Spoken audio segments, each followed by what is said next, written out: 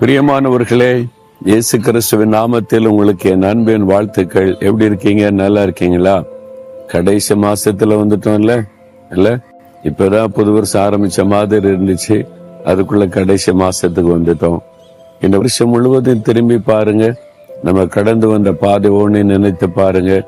எத்தனை போராட்டம், நெருக்கம், பாடுகள், உபத்திரவங்கள், பல தடங்கல்கள், இதெல்லாம் தாண்டி ஆண்டவர் நடத்தி கொண்டு வந்திருக்கிறார். இதுக்கெல்லாம் என்ன காரணம் தெரியுமா?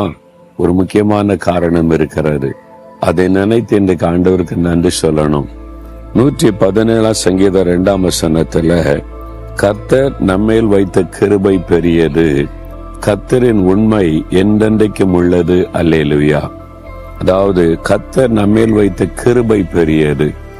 நான் நினைத்து பார்க்கிற ஒவ்வொரு காரியத்தையும், ஆண்டவர் நடத்தி கொண்டு வந்த வழிகள், ஊழியத்தில் ஆண்டவர் செய்த காரியங்கள், ஒரு நெருக்கமான சூழ்நிலையில் அவர் செய்த உதவி, ஆபத்தில் அவர் பாதுகாத்த நடத்தின காரியம், இது மாதிரி ஒவ்வொன்றையும் நான் திரும்பி பார்க்கும் போது, எப்படி இதெல்லாம் நான் கடந்து வந்தேன், எப்படி இதுக்கு மத்தியில நான் இவ்வளவு ஊழியத்தை செய்ய முடிந்தது அப்படி நினைத்து பார்த்தா ஒரே ஒரு காரியம்தான், தேவனுடைய கிருபை. இதனுடைய தகுதியினால் அல்ல, என் பரிசுத்தத்தினால் அல்ல, என் நீதினாலும் அல்ல, தேவனுடைய கிருபை. உங்க வாழ்க்கையில கூட திரும்பி பாருங்க. இதெல்லாம் என் பலத்துல செய்தனா, என்னால நடந்துச்சா, எப்படி நடந்ததுன்னு இல்ல, தேவனுடைய கிருபை. கிருபைன்னா என்ன தெரியுமா? அதாவது தகுதியற்ற ஒருவன் மீது தேவன் காண்பிக்கிற தயவு, அதுதான் கிருபை என்பது. நான் நினைத்து பார்ப்பேன், ஒவ்வொரு ஊழியம் முடிந்த பிறகும் இதெல்லாம் செய்து இது மாதிரி கர்த்தர் என்னை பயன்படுத்த என்ன தகுதி இருக்கிறது? நான் யோசித்து பார்ப்பேன், என்னிடத்துல ஒரு தகுதியும் இல்லை. ஆண்டவர் இதெல்லாம் செய்வதற்கு காரணம் என் தகுதியை வைத்தார்ல, என் நீதினாலும் அல்ல, என்னுடைய பக்தியினாலும் அல்ல. பின் எப்படி இதெல்லாம் நடக்கிறது என்றால், தகுதி இல்லாத எனக்கு தேவன் காண்பிக்கிற ஒரு கிருபை. அதை நினைத்து நான் ஆண்டவருக்கு நான் நன்றி சொல்லுவேன். ஆண்டவரே, இதெல்லாம் உடைய கிருபையப்பா, அந்த கிருபையை மட்டும் என்னை விட்டு விலக்காம இருங்கன்னு சொல்லி அந்த கிருபைக்காக ஆண்டவரை ஸ்தோத்திரத்தை நான் ஜெபம் பண்ணுவேன். அவருடைய கிருபை பெரிது. உங்க மேல ஆண்டவர் வைத்திருக்கிற கிருபை பெரிது. சில சமயத்துல நீங்க உணர்கிறீங்க, ஐயோ நான் தகுதி இல்லாதவன், தகுதி இல்லாதவள், எனக்கு எப்படி இவ்வளவு பெரிய காரியம் நடந்தது, என்கிட்ட என்ன தகுதி இருக்குன்னு நினைக்கிறீங்களா? ஒவ்வொரு மனிதனை குறித்தும் அதுதான்.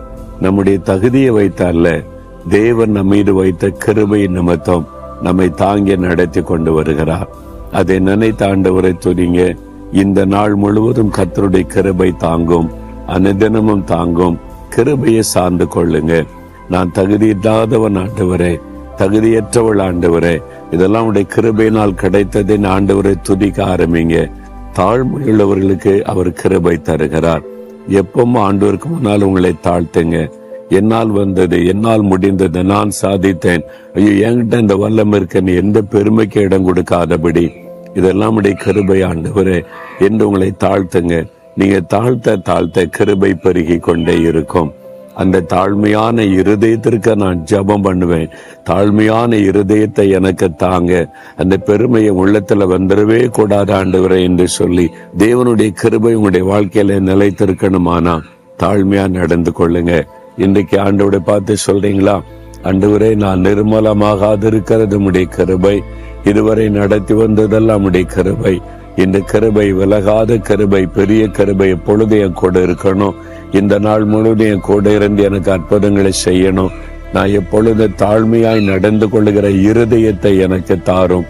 இயேசுவின் நாமத்தில் ஜெபிக்கிறேன். ஆமேன், ஆமேன்.